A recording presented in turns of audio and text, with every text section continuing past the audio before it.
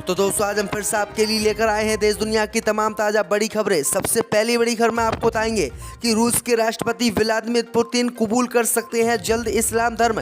पैगंबर मोहम्मद साहब की जमकर की तारीफ, पूरी दुनिया हुई हैरान। वहीं आपको बताएंगे दोस्तों कि हिंदू धर्म को खत्म करने का ऐलान करने वाले स्टालिन के बेटे पर इनाम रखने वाले बाबा पर FIR हुई दर्ज, अब परमहंस दास जाएगा जेल।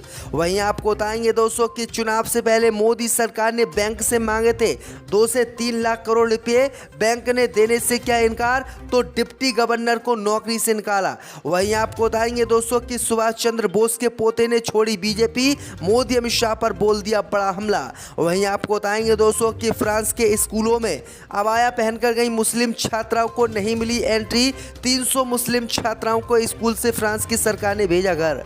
वहीं आपको बताएंगे दोस्तों कि इंडिया बनाम भारत पर कांग्रेस पार्टी ने मोदी पर साधा निशाना, कहा अंग्रेजों से इतनी दिक्कत है तो राष्ट्रपति भवन खाली कर दे मोदी सरकार। तो दोस्तों सभी खबरों को आपको एक एक कर बताने वाले, वीडियो को लाइक कर चैनल को सब्सक्राइब कर दें।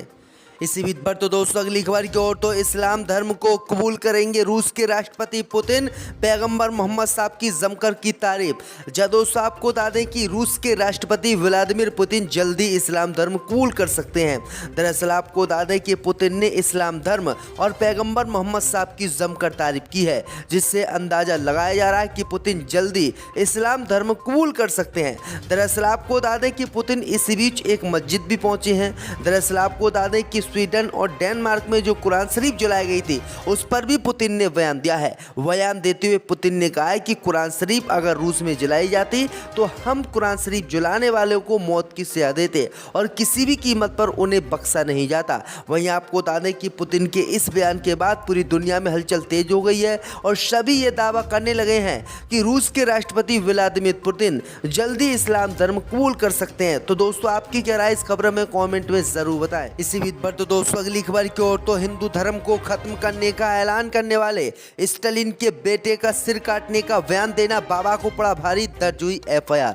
दोस्तों आपको बता दें कि तमिलनाडु के मुख्यमंत्री MK स्टालिन के बेटे उदयनिधि स्टालिन ने बीते ही दिनों हिंदू धर्म को खत्म करने का ऐलान किया था, जिसके बाद अयोध्या के बाबा परमहंस आचार्य ने एक विवादित बयान दिया था। उन्होंने उदयनिधि का सर काट कर लाने वाले को 10 करोड़ रुपए का इनाम देने की घोषणा की थी, जिसके बाद अब इस बाबा की मुश्किलें बढ़ गई हैं।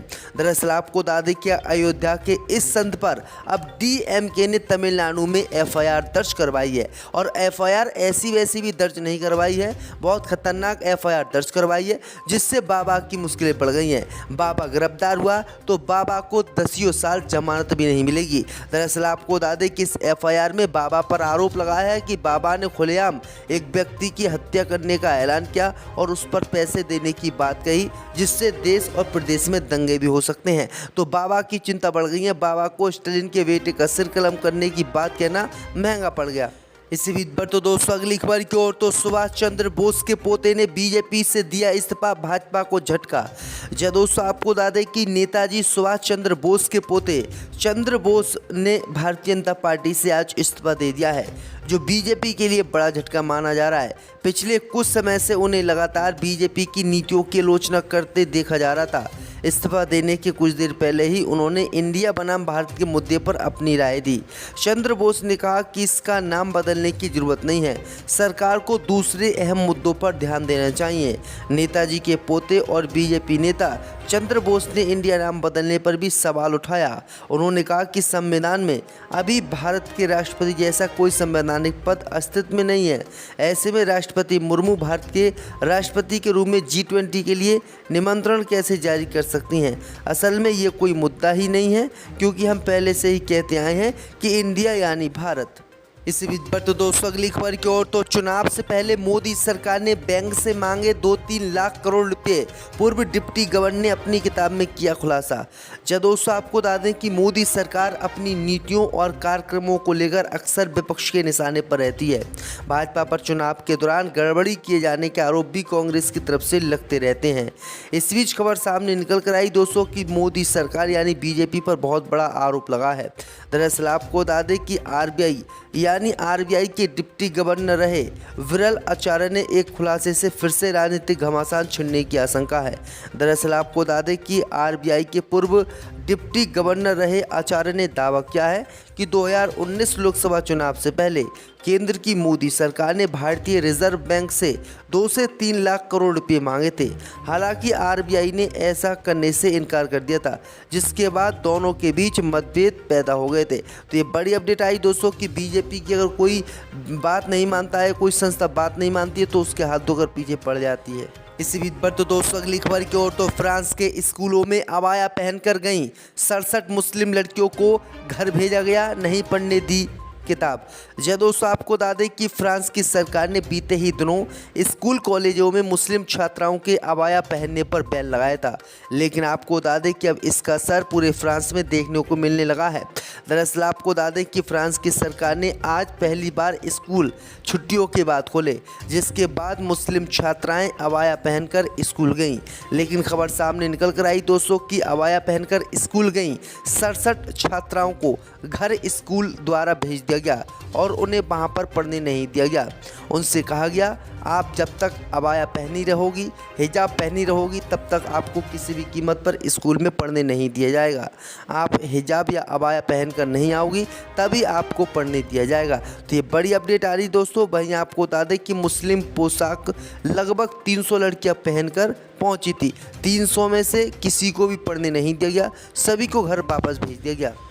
इसी बीच पर तो दोस्तों अगली खबर की ओर, तो उदयनिधि स्टालिन के खिलाफ बयानबाजी करने वाले बीजेपी नेता पर भी तमिलनाडु में एफआईआर दर्ज। जय दोस्तों, आपको बता दें कि डीएमके पार्टी के नेता उदयनिधि स्टालिन के बयान को लेकर बीजेपी आईटी सेल के प्रमुख अमित मालवीय के खिलाफ शिकायत दर्ज हुई है।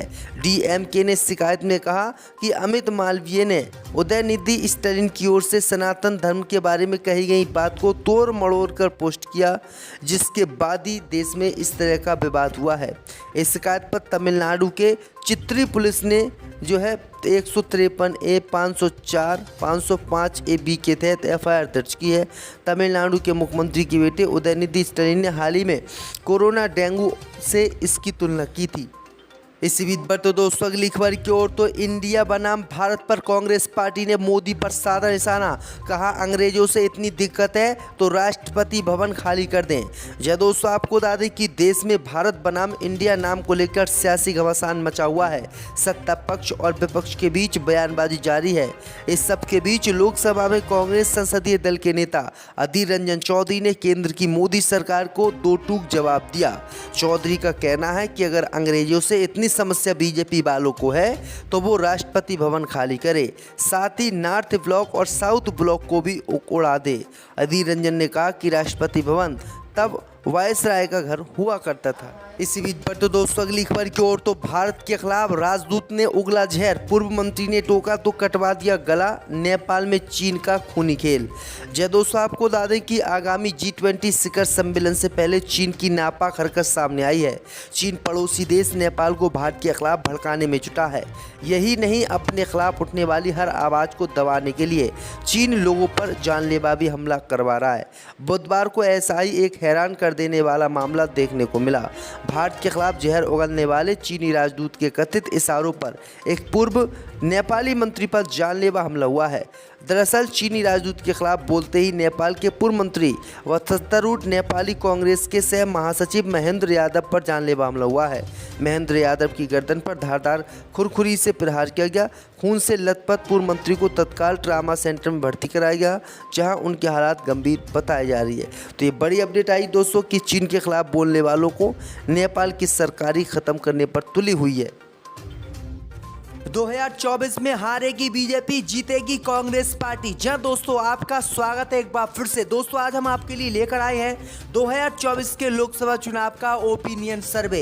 इस सर्वे में आपको बताएंगे दोस्तों कि 2024 के लोकसभा चुनाव में कौन सी पार्टी की सरकार केंद्र में बनने जा रही है और कौन सी पार्टी को किस राज्य में कितनी सीटें मिलने जा रही है। असदुद्दीन ओवैसी की पार्टी AIM लोकसभा चुनाव 2024 में कितनी सीटें जीतने वाली है, पूरी जानकारी आपको इस वीडियो में देंगे। दोस्तों सबसे पहले आपको बता दें कि जब से विपक्ष ने इंडिया नाम का गठबंधन बनाया है, तब से बीजेपी को 30% नुकसान पूरे देश में सीटों का हुआ है। यानी कांग्रेस पार्टी की गठबंधन बनते ही 30% फायदा हुआ है। असुद्दीन ओवैसी की पार्टी के लिए भी अच्छी खबर 2024 के लोकसभा चुनाव में आ रही है। तो सभी जानकारी आपको देंगे कि किस राज्य में कौन सी पार्टी को कितनी सीटें मिल रही हैं। सबसे पहले अगर दोस्तों हम बात करें उत्तर प्रदेश की, तो उत्तर प्रदेश में 80 लोकसभा सीटें हैं। 80 में से इस बार बीजेपी को 50 लोकसभा सीटें